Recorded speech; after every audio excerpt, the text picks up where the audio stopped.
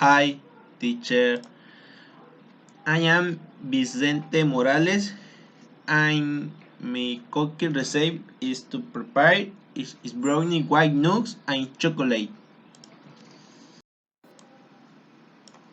Ingredients: a half cup butter or margarine, 2 large eggs, 1 cup all-purpose flour, 1 cup semi-sweet chocolate chips, a half cup brown sugar packet, a half cup chopped walnuts.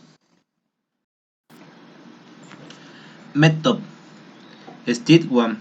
Preheat oven to 175 degrees Celsius. Step 2. Step 2. Grease a tray. Step 3.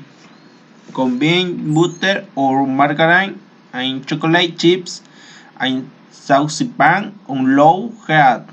Stir often until melted. Do not overheat. Remove to a hot pot. Step 4. Beat eggs in mixing bowl until frothy. Add sugar and vanilla. Best to mix.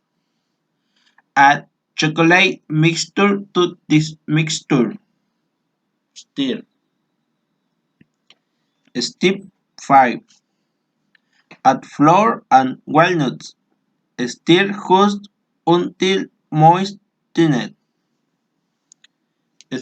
Step 6. Scrape butter into pan. Spread evenly. Step 7. Bake in oven for 25 minutes.